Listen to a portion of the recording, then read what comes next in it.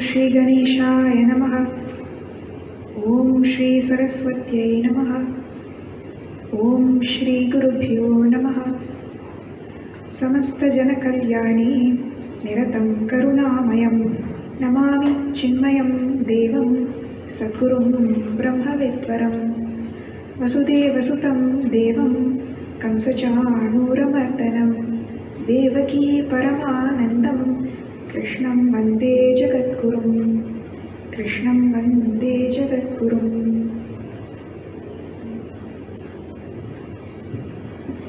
I'm audible? I've been told that I have a soft voice, so I make sure I check.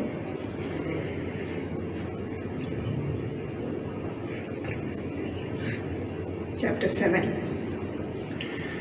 So before we go on to chapter 7, a quick gist. So where are we? Just like Arjuna, when we seek fulfillment in life and there are challenges which come about, we're almost crippled with dejection. So this comes, the weakness is the egocentric vision of life that we nurture. So what happens here is one has to rise above that vision.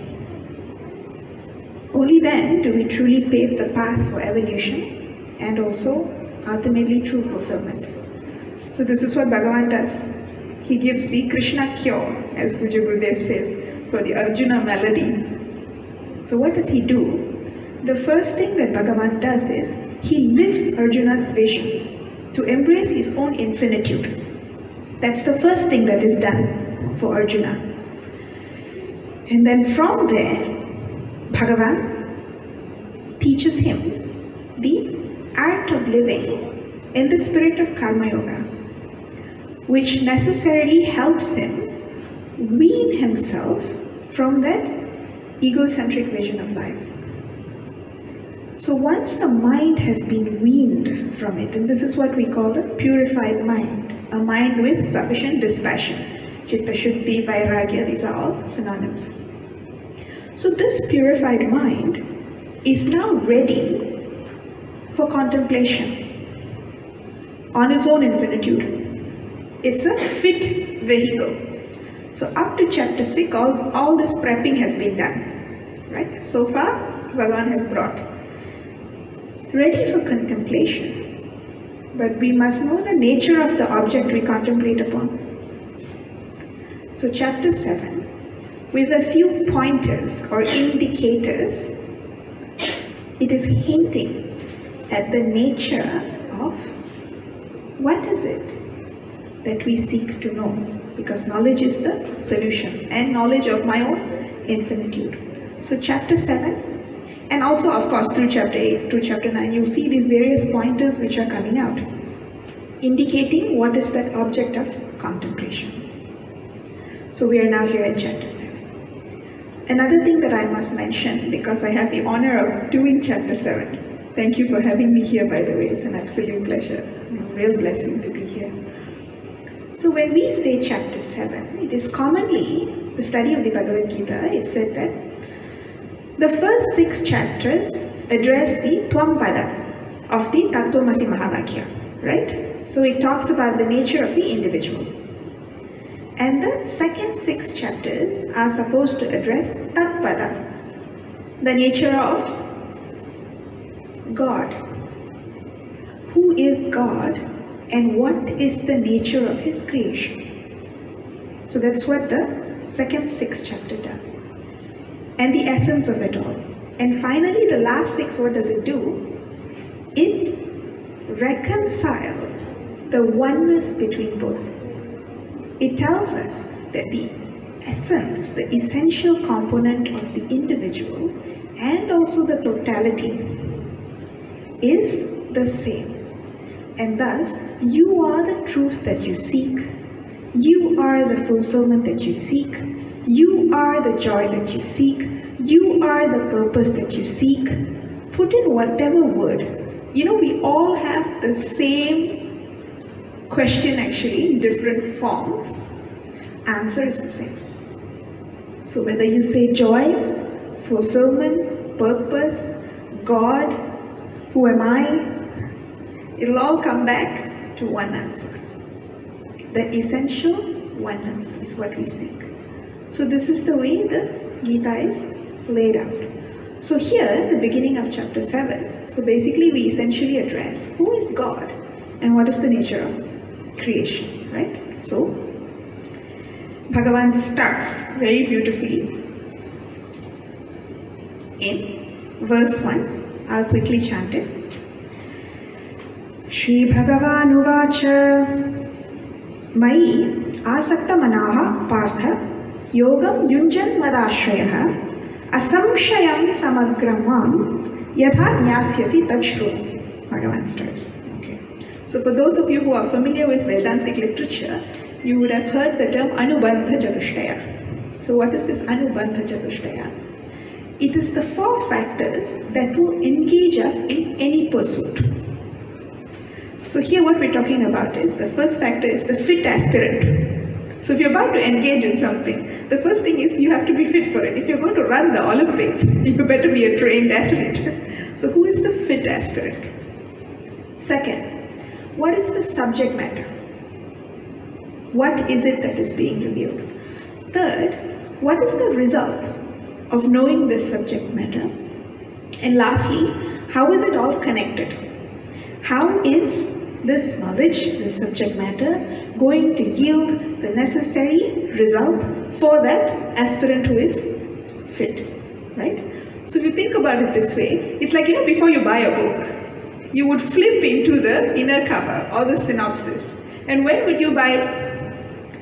When you know that you are capable of reading that book, the subject matter tallies with your interest, whatever it is that you're seeking, and you must have a benefit from having read it, right? And the whole process of how you're meant to achieve it. And that's what the text reveals to you. So basically here, Bhagavan starts with, who is the fit aspirant, right? So basically this is, again, those who are familiar with Vedantic literature, people would say, Sadhana Chatushtaya. But Bhagavan puts it in a very poignant and poetic way, in a very simple way. It is Sadhana Chatushtaya only, but using different, very beautiful words. So, before Bhagavan begins anything, he says, Asamshayam Samagramam. Guarantee given first. I promise you, Arjuna, without a doubt, he will attain this truth, this ideal. Remember, we said, put whatever your favorite word is. Happiness, fulfillment, purpose, God, whatever it is. He will attain it. Guarantee you, Arjuna. When we say guarantee here, not the Chinaman guarantee. Bhagavan's guarantee is a foolproof guarantee. You will get it. You see it peppered throughout the Gita. How many times Bhagavan guarantees? But the thing is, do we take him up on his guarantee? Are we ready? Do we trust? That's the question. So always, you see, Bhagavan always gives guarantee first. Arjuna, promise you. So now, the minute Bhagavan says, this person, such a person, guarantee he will attain it. So immediately the question becomes, what kind of seeker? When you say such a person, who? Very beautiful. So Bhagavan says 3 things about this fit aspirant. Yogam Yunjan, Mai Asakta Manaha Partha, Partha being Arjuna, right? Because he's the son of Pritha. And the third one is Madashraya. So beautiful terminologies. Let's explore. So any chapter to do a justice in one day or within 30 minutes is actually not possible. The Gita is that deep. So what I've decided to do is I'm going to focus on areas in which it'll get us to the core of the chapter and our takeaway will be maximum, where it is most applicable to us. So those are the bits that I'm going to focus on. So when we say fit aspirants, I have to note because I am seeking. So I'm going to take my time with this verse. Yogam Yunjan. Direct translation. Engaged in yoga. So when we say yoga, this term is derived from the root yuj, which means to unite. So here, yoga is not a specific practice. It is an attitude. And what is this attitude? A readiness to do whatever it takes to gain this knowledge and abide in it. that readiness to do whatever is needed. This is what we call consistent follow through. To use the corporate language. Go follow through or not? They will ask, God. So consistent follow through. This is a very important quality. Yogam yujjam. And then Bhagavan says, Mai asakta manaha. What is this Mai asakta manaha? A mind intent on me. So this me here we'll discuss later, but a mind intent on me. How do we understand this? So Puja Guruji writes very beautifully, a mind which is filled with love for the teacher and the knowledge. This is Mai asakta manaha. Why is this component so important? Because it is love that yokes the mind. How many people speak Tamil? Because I have a tendency sometimes to break out into Tamil, so I have to be careful. So here, love alone yokes the mind. What I mean by this is, you think about it. When you love something, there's no effort. Your mind stays on it. So when you fall in love, does it take effort for your mind to think about that person? It'll trip over itself to think about that person. Very wonderfully, it'll rush into thoughts of that person. So a mind is very easily yoked with love. So here, when we say love, the first thing is, I don't want anything else. This is all I want.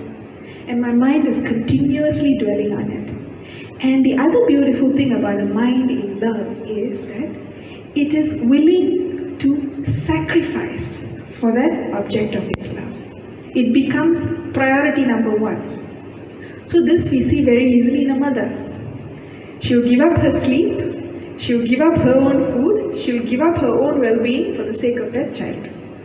Because the mind is yoked in love.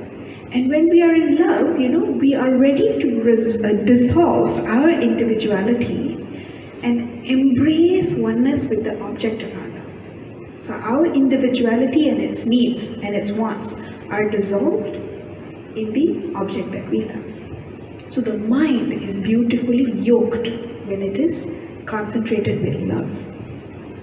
The other term we saw is madashraya. And this term madashraya is very beautiful. What it means, ashraya means refuge. So here Bhagavan is saying, one who has taken me as the sole refuge. Refuge, when you think about the word, the point of surrender, what does it bring to your mind? Anybody? The term refuge, what does it bring to your mind? We can make it interactive, so it's just not me. When you say point of surrender, point of refuge, what do you understand by that term? You can just shout it out from where you are. Sorry? Safe and secure. Safe and secure place, yes. What else? Sanctuary. Huh? Sanctuary. Sanctuary, yes, sanctuary. Those are all very good words when it comes to refuge. Hold on. Huh? Hold on. Point where you hold on. Okay. Protected. You feel protected, yes. So when we say refuge, what it is, firstly, I recognize the supremacy of it. Right? You'll never take refuge in something which is lower. You'll take refuge in that which is higher, right? So, recognition of the supremacy. And when you recognize supremacy, what happens? You trust. So when we say, Bhagavan, you are my Sharana. Sharanagati towards you means, I trust you. So these are the necessary two things that term refuge invokes. So when we say recognition of supremacy, it is necessarily a respect. If you put something in an exalted position, that means you respect it. For respect to happen, you must have first understood what that ideal represented, and then you must have idealized it. Correct? When will you respect? You know, and then you put it in a pedestal because you think it is something worth idealizing. This is respect. This is what yokes the intellect. The intellect, which is rooted in knowledge, this is what yokes it. Now this mind, which has been yoked with love towards the ideal, and this intellect, which has been yoked with respect, it now is that fit, integrated instrument which is prepared for the pursuit of knowledge. Because knowledge is the solution, and the medium for knowledge is the mind and the intellect. A mind and intellect complex which is not integrated is conflicting and tugging in various directions. Here, my conviction and my desire, all of it is united and it is yoked. It is a fit instrument. Like a pipe, when there are three pipes that are fitted together, they are not fit properly, they are not integrated. That spurt of water out here and there, and it's not efficient. You have to tightly lock the pipes and then the flow is clean, correct? This mind is now a fit vehicle.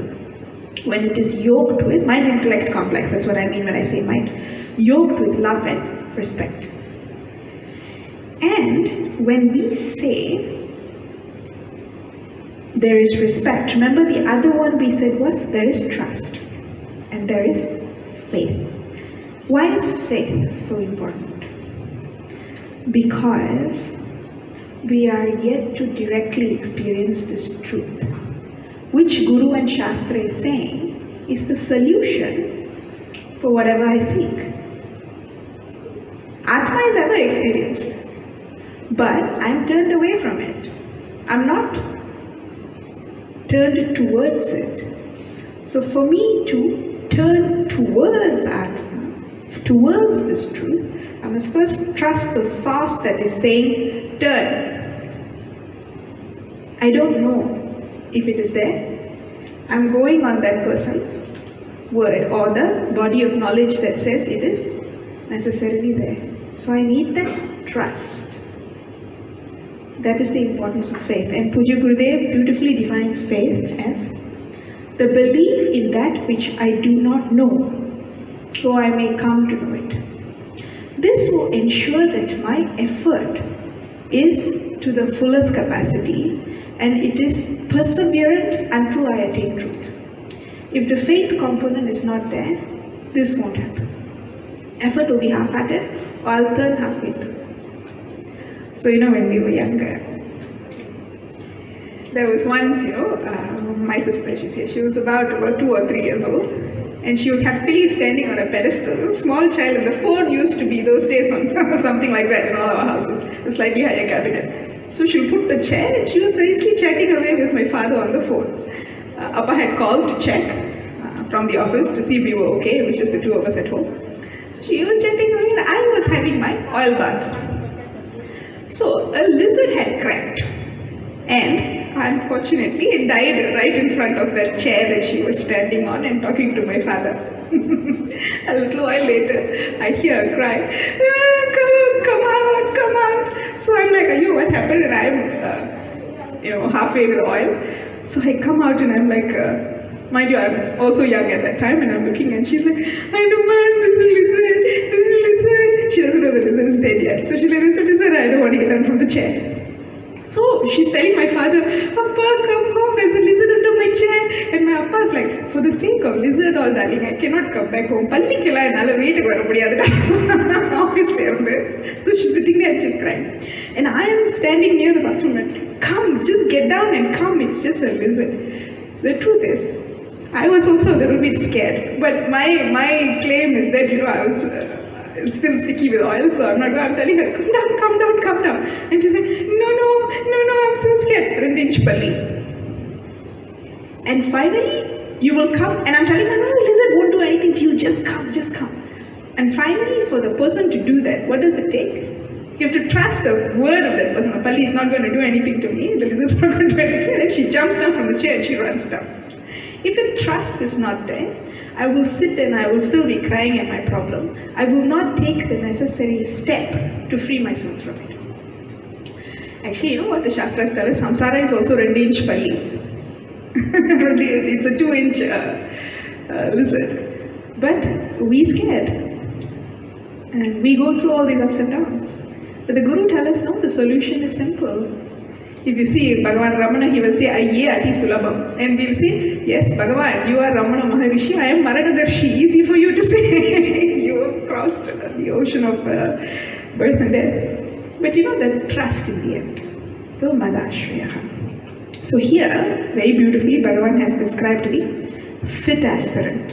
So what is it? We said, the one who understands, the one who idealizes and aspires, is willing to sacrifice or dissolve the individuality, its wants and needs, for the sake of the ideal. There is consistent follow through, and all this is fueled by faith.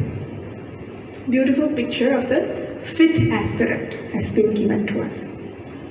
So now, this is recipe for success. So now, here Bhagavan is saying, this fit aspirant, what is he going to attain? How does he attain it? So he says, Yatha Jnasyasi tat Shrunu. He uses this word Shrunu. And this Shrunu is a very pregnant word, because it is not merely translated as listening. You know, the Malaysia, they will say, Masu Satutlinga, Klua Satutlinga. It went in one year and came out the other year. It's not that kind of listening. Nor is it the kind of listening where you take it in something and then it's gathering cobwebs somewhere inside your head. You know, we all say, no, we absolutely need this item, buy it, and then it will be gathering dust in the corner of the house. So here, it's not like that. This Shrunu is listening with this attitude that we just described preceding it. And it is the kind of listening that is going to culminate in me knowing what I seek. So this word Shrunu is very important. If knowledge is the solution, then the way I attain knowledge is through Shravana. Shabda is Pramana for us. Through Guru Vakya, which is Shastroktam. So in that way, he says, Shrunu, now you listen. So he goes on to the next verse. So he's finished fit aspirant. Now he has to address the rest of the components also. Jnanam teham savijnanam idam vakshyami asheshataha yajñatva neha bhuyonyat jnatavyam avashishyate. So he says, what does he say? In full, I will give you, Arjuna, knowledge and wisdom. Jnanam vijnanam is generally translated as knowledge and wisdom in English.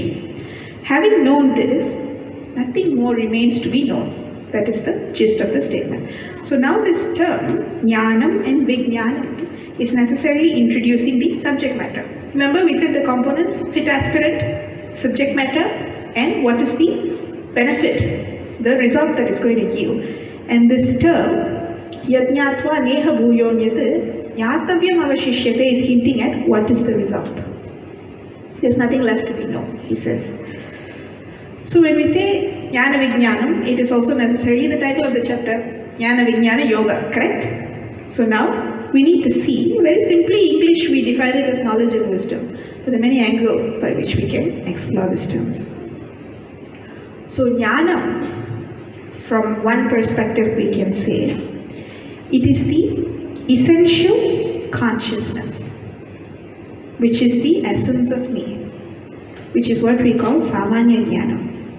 And when we say Vijnana, it is object of knowledge, all that is known as an object of knowledge through the medium of thought illumined by consciousness. This is Vijnana. So when we say Jnana, we said what? Samanya Jnana, consciousness.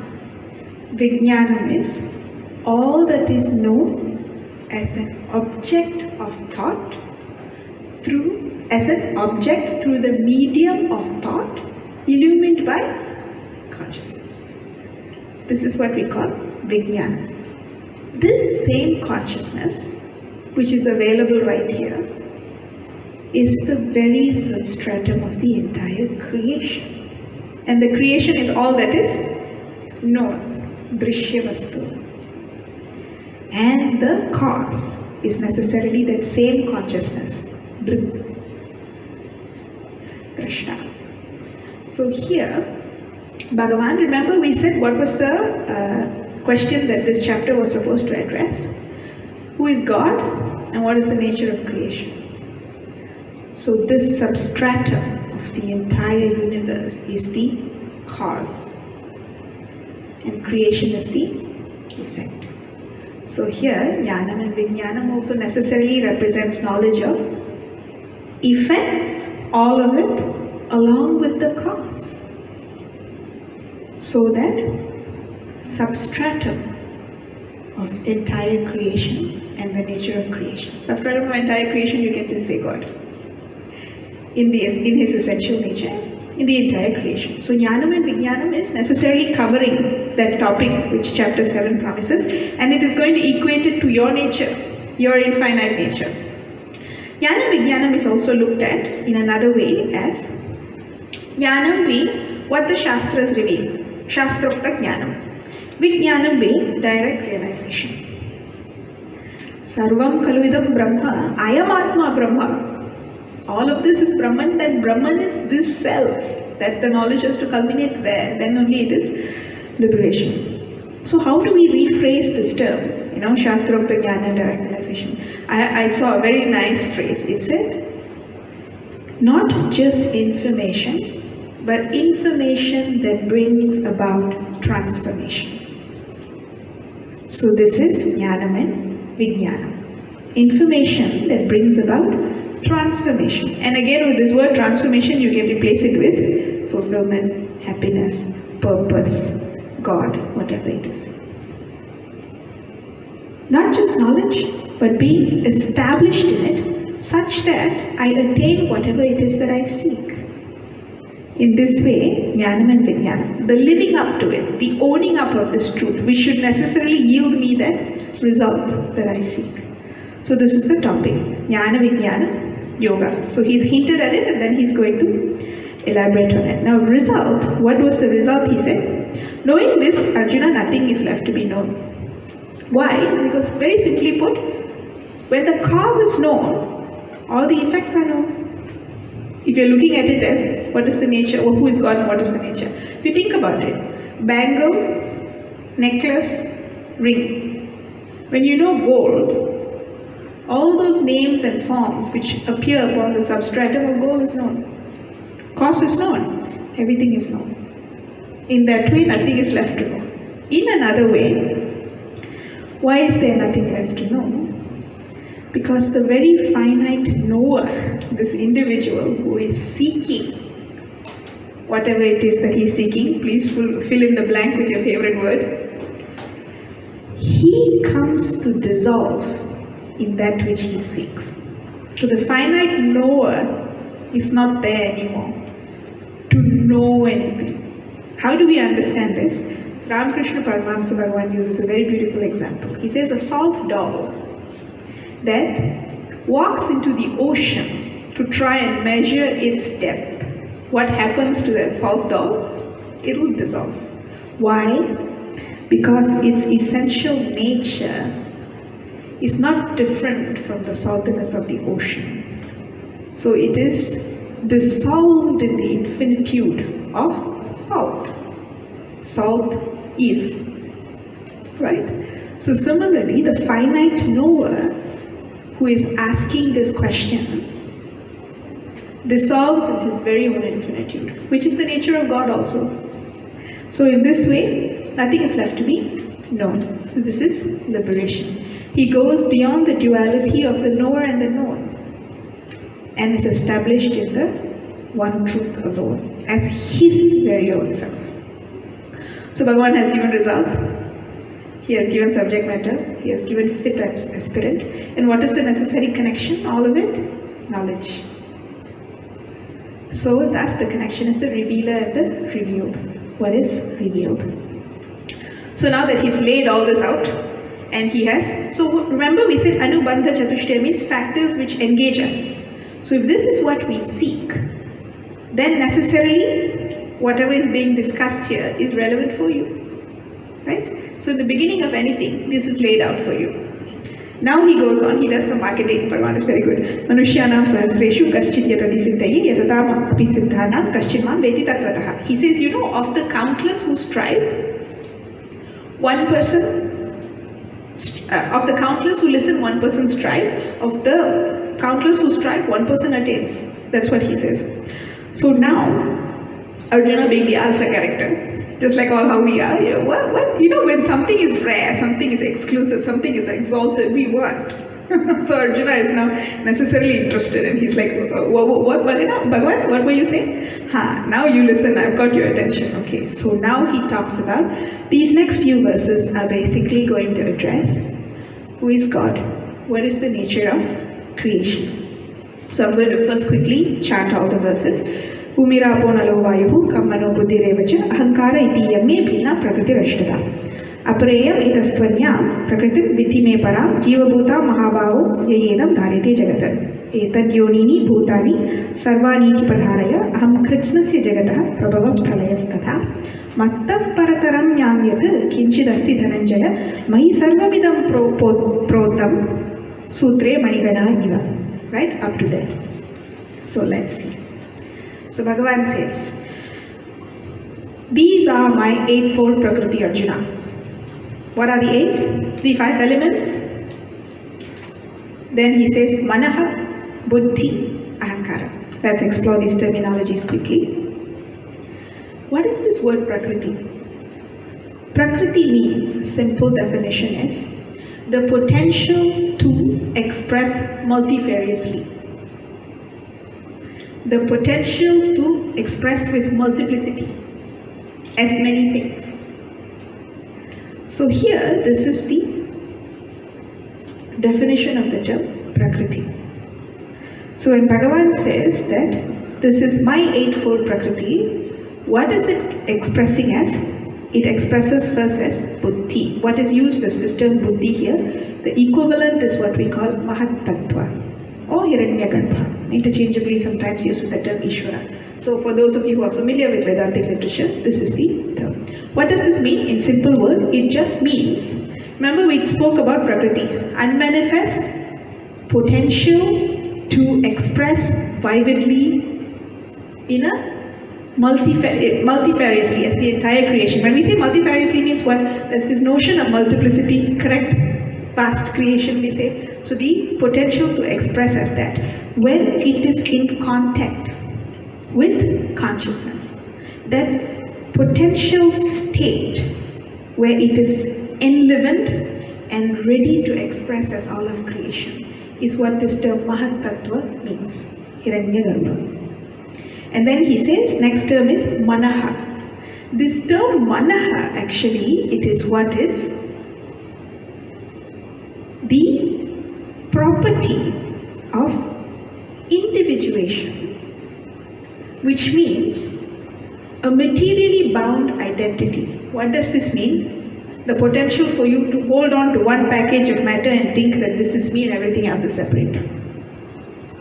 So this is the term Manaha, which actually if you look at the proper Sankhya literature, it is called Ahankara. And finally he says Ahankara. This Ahankara actually is the term for Prakriti, which is unmanifest. Why are they using the term Ahankara here? Because it is the potential for finitude. Remember I said it's supposed to express multifariously. So from this Prakriti comes Buddhi, from Buddhi comes Manaha, we've defined these terms, and finally the five elements, subtle and gross, which expresses as the entire material world of matter. So this is the gamut of the material world, and he says, in this form as the eightfold Prakriti, Arjuna, I am the cause. He says, I am the material cause of the entire creation, unmanifest and manifest. The whole range has been covered. Now he says, this is my lower Prakriti. My higher Prakriti is that necessary reflected consciousness which enlivens it and animates it in such a way, in a particular order, that it is sustained. So this is what we call the intelligent cause. So material cause is inert, jada, it is matter, right? Now this is what commonly in English we call spirit. So we say matter and spirit. So here, this intelligent cause also, Arjuna, that enlivens creation such that it unfolds the way it has to.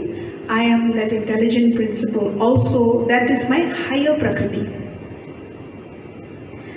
Now he says, Etatyonini bhutani sarvani iti upadharaya. Know, O Arjuna, that these two Prakritis is the womb of the entire creation.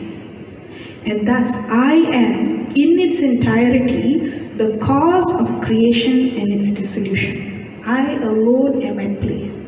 Aham kritsnasya jagataha prabhava pralayastata. And what is this term aham? Remember we said me. In essence, this aham is that principle of existence, consciousness, place. And then we will see later when it speaks about Devi Hesha Gunamayi Mama Maya Duratyaya, we will see how he says that it is my Prakriti alone that manifests in this way. We'll explore that later. So here, as that essential principle of consciousness, it is I alone that express as this lower and higher Prakriti, and this is essentially the womb of the entire creation. So that much Bhagavan has revealed to Arjuna.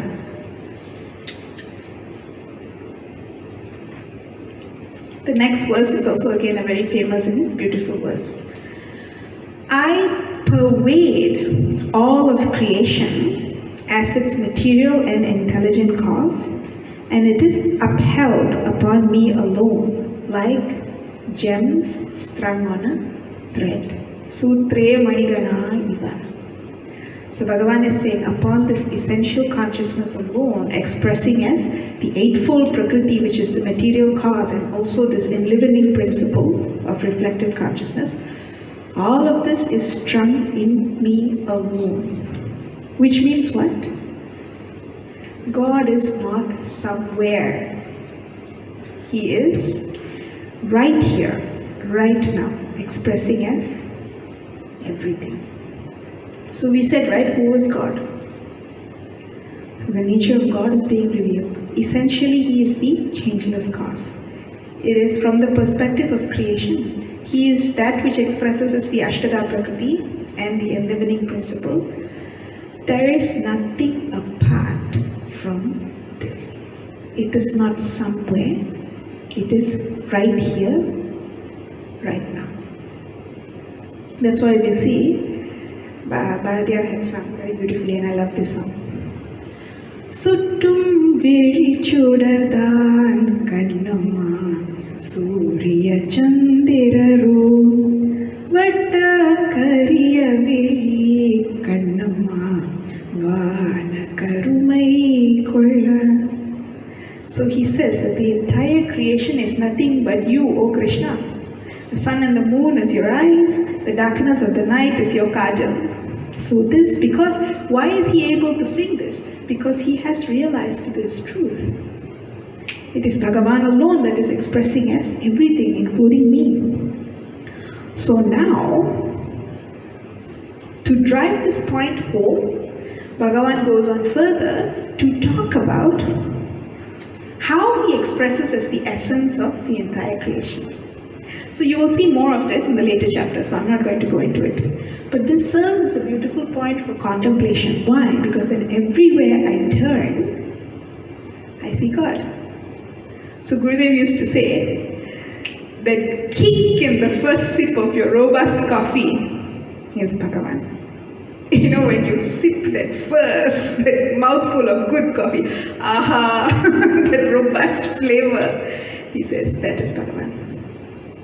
So the essence of everything is Bhagavan, and then your mind is soaked in this divinity. It's a beautiful method for contemplation also. And so this is given very, very beautifully. I will not go into it, although it's very nice to dwell on it, but it's not much time. So I'll leave those portions to you for your own reflection. Have a look at it. But I was just thinking, even that there is this beautiful Hindi bhajan.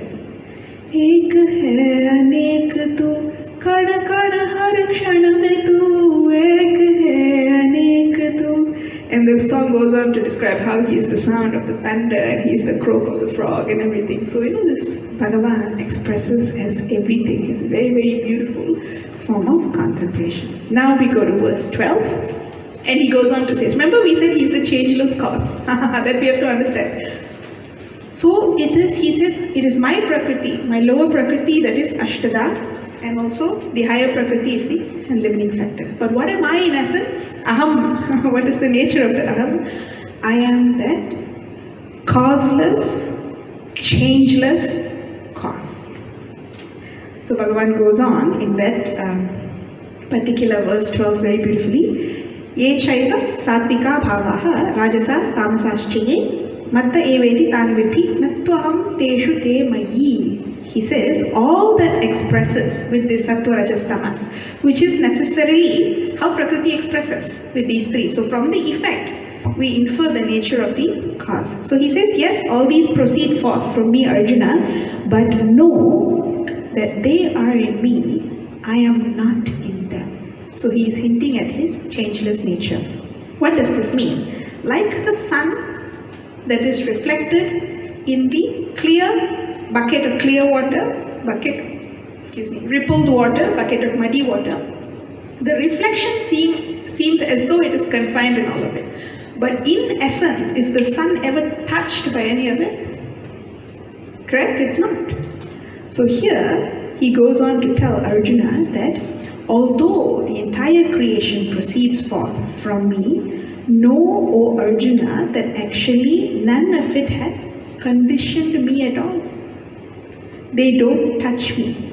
All these names and forms appear on the essentially unchanging substratum which I am. So, nattu aham teshu te. I am not in them, they are in me. I am never conditioned by any of it. Which means all of these appear, they come and go, there's no substantial reality to them. As the changeless substratum, I alone am that reality of everything, including you. So the essence of you is this infinitely existent principle, which means you are already free. You are already liberated. You are already of the nature of freedom. You don't need to go hunting it anywhere. Like we said, you have to just turn and embrace it. So that Bhagavan reveals, and then he goes on to say, so then why this multiplicity? Devi Hiesha Gunamayi Mama Maya Durantyaya Mameva Ye Prapadyante Maya Metam Tarandite. So he says, this Prakriti is my potential, it is not separate from me. Just the way your potential to sing is a part of you, is not something separate. This potential to appear multifariously is of that truth only. So for those of you who have studied Tattva Bodha, what is that? When definition of Maya comes, what does it say? Brahma Shraya Trigunatmika Maya Asti. This Maya, which is of the nature of Triguna. So Gunamayi, of that three, Sattva, Rajas, Tamas, Guna, which we infer from the effect, it is Daivihi Esha Gunamayi Mama Maya Durantyaya. It is Brahman's potential only to appear in that way. It is that truth's potential only to appear in that way. But if we are not careful, it has that deluding effect. But if I hold on to Bhagavan and I take refuge in this ideal truth, Bhagavan, whatever you call it, then you will not be fooled by it. You will cross that ocean of samsara. So like the fishes which take refuge under the boat of the fishermen, they are not caught in the net of the fisherman, right? So Gurudev tells a very, very beautiful story. He says, when a yagna was being held, this, huge, those days Swami Chimanaji's yagna in Mumbai, open fields, thousands of people used to sit for really far. So Gurudev would be in one high stage. So a young mother had come with a small child. In India, very beautiful, they always have long hair. The day that they wash it, they just put one knot at the bottom, and then they come. So she's sitting with a small child at her feet, and the child is losing its patience. It's a long talk, so it's starting to fast, and the mother decides that she needs to entertain that child. So what does she do? She opens that knot, she frees the hair, she puts it in front of her face, and she shakes it like that. So, her face is covered and the hair is in front of her face. And immediately when the child sees that, it starts whimpering. And then the minute she pushes the hair back, oh, it's the mother. You can recognize the mother peals of laughter. So then she repeats this again. Cover, push it back, peals of laughter. Soon it started distracting everybody because this child is nicely laughing. So then someone went up to stop her. And Gurudeva, of course, he notices everything. He'd seen it and he said, don't stop her. What I'm trying to explain through this chapter to you, she has done it so simply with an action. When we don't know that it is the Lord alone, it is Brahman alone that is appearing in this way, one truth alone appearing in this way, we get freaked out, like that 2-inch palli that you get scared of. But the minute the veil is removed and you see it's your mother's face, now what is there to fear? So similarly, here when we hold on to the Lord, we hold on to the essence of Bhagavan's nature, which is infinitude alone, the one thing which appears as everything, which is also the essential reality of this individual. And what appears comes and goes, but that changeless substratum is eternal, and I am that truth. Game over. If we can hold on and abide, no more fear, right? So here that Maya is that way. It is like that veil that is carrying the child, but actually it is only the mother. The minute we know it, we're free, we laugh too. So in that way, Bhagavan has explained it. And I'll quickly wrap up this chapter. So I've taken about 5 minutes, 10 minutes more. So the next part of this chapter, what is Bhagavan talking about? The various people. So he says here that there are those, Arjuna, who live in vain, who do not seek me, do not know me, do not seek me. They are more than happy to roam in the realm of finitude, thinking that joy is there. And for such ones, their life is in vain. He says, right? It's a vain vision by which they live. But then there are those who worship lesser altars or me, but for a lesser gain, whichever. And he says, whether it is the lesser altar that they worship or directly, I am the one who blesses in all forms. Like when we go to say a particular government officer and say, can you please sign this for me and approve it? We are as though seeking his approval. But whose power is it? The central government's power, which is manifest through this smaller altar. So Bhagavan is saying same thing. So people are seeking to fulfill through lesser gains, thinking joy is going to come through that, but I am the one who is blessing. And just like the mother, when the child is busy with its toys, the mother will give a couple more toys and is happily occupied with those toys and it will be playing. The mother doesn't come in the picture.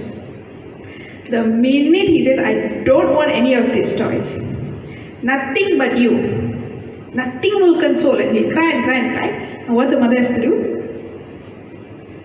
Take. That's time the mother will come and lift. Because until then he's happy with those toys.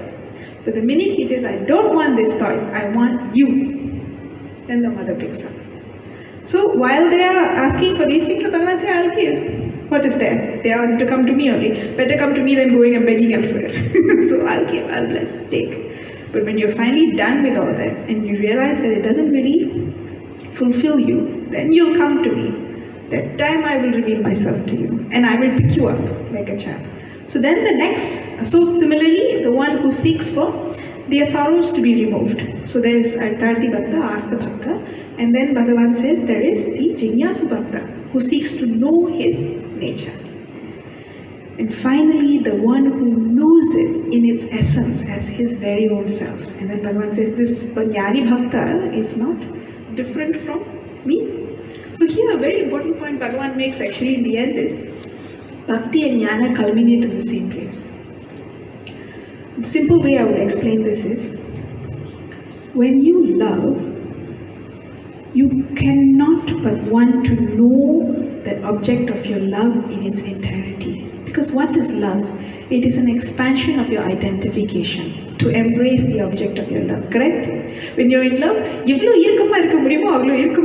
want to be as close as possible to the point that you want to completely identify. Instead of being two, you become one. So here, when you love, you will essentially seek to know because you want to identify with that object of your love. There's no escaping it. Similarly, once you've known, you cannot but love. because its very essence is love. It expresses as everything. Just the way we love ourselves the most, if you know everything was you, then how much would you love it once this is known, So in this way, Bhakti and Jnana culminates in the same place. Beautiful story is Namdevji Maharaj. So he is known to have been very close to Vittal Bhagavan. He used to have conversations with Vittal Bhagavan, it is said, because his bhakti had so beautifully manifested in that way. He was known to be Bhagavan's friend. Sakha Bhakta he was, nice conversations he used to have with Bhagavan. One day he sits with a Sadhu Mandli, and Gora Kumbhar, who is also another famous saint of Maharashtra, with other saints who were there, they decided we will test who is the mature Bhakta, who is the one who knows truth, who is, done. Because he's a potter, right? So Pakka and Kacha, he says, doneness of the pot. So he necessarily knocks everyone's head with a stick. And most of them took it with humility. But the minute he knocked Namdevji's head, Namdevji held his hand and said, how can you knock me? Do you know who I am? I'm Vittalji's Bhakta. And then he looked at everyone and said, Ye kacha hai. This one is not yet baked. The pot is not fully done. So Namdevji is so upset. He goes on to Vittalji and Bhagavan and he says, what is this Bhagavan? I am supposed to be your best friend and they just dismissed me like that in a sadhu mandli. And so Bhagavan says, he's done the right thing only. What do you mean? Now you also don't, wash hands on me. So Bhagavan says, you go to Visoba Kechar. He will tell you why. So he said, why can't you tell me? Just the way, when your mother teaches you, you don't want to listen. And the mother will send you to another teacher. Mother will be best teacher in the school. Cannot. Have to send to tuition teacher. She won't listen to the mother. So then he says, okay, Visoba Kechar. Says, you go to Visoba Kechar. So when he goes to that place where Visoba Kechar is supposed to live, one old man is there. He went in and he's lying, and to his shock and horror, blasphemy, feet is on the lingam. He says, Abhichara, what is this? This is supposed to be Guru. He's supposed to teach me, this Visoba Kechar. And he's like, your feet is on the lingam. And so Visoba Kechar, I'm very old. I can't lift my feet. Can you lift it and put it where the lingam is not? So he said, I will do it. So he lifts the feet, and the minute he puts it somewhere, there lingam comes. Lifts it, put it in another direction, there lingam comes. This kept happening a few times, and then he finally realizes, where is the Lord not? For me to say that you have put your feet on top of the lingam, where is he not? Where is there not the Lord? Where is there not the lingam? And then the bigger realization was, he took the Visoba Kechar's feet, put it on his head. He became lingam. So he understood that he's here also. I am the truth. And then there was only humility left. Because there is only love, there is only oneness, and there was only what I called as me, the Lord, creation, Jiva, Jagat, Ishvara. It was all only one thing, and I am that truth. So Bhakti culminated in the most beautiful place, just the way Jnana will express as the most beautiful of Bhakti only, right? That's why the next verse says one very pregnant sentence. It says, Vasudevah Sarvamiti. You see verse 19. Bahunam Janmanamante Jnanavarmam Prapadyati Vasudeva Sarvamiti Sa Mahatma Sudurlabha. Such a great one who's realized that Vasudeva is everything. So in that way he says, after many births we come to this truth. And when we're finally done with the world, like that child, and we're that fit aspirant who wants nothing but truth, he attains truth. And what he attains, the entire gamut of it, what he knows, the full range of it, is explored in chapter 8, using the common lingos at that time. So I'll leave the rest for tomorrow. I've taken a little bit more of your time. Shivani ji, I hope that's okay. So we'll just end with Purnamara on that thought. With a prayer that we too be established in this truth alone. We are already very lucky because we are already seeking and the knowledge is available to us. So which means to a certain amount that rarity we have already attained. We just have to make sure that we see it through. So in that way, we pray that we too be endowed with these necessary qualities and we embrace truth. Om Purnamada Purnamidam Purnat Purnamudachyate Purnasya Purnamadaya Purnameva Vashishyate Om Shanti Shanti Shanti Hari Om Shri Gurubhyo Namaha Hari Om Shri Satgurunath Maharaj Ki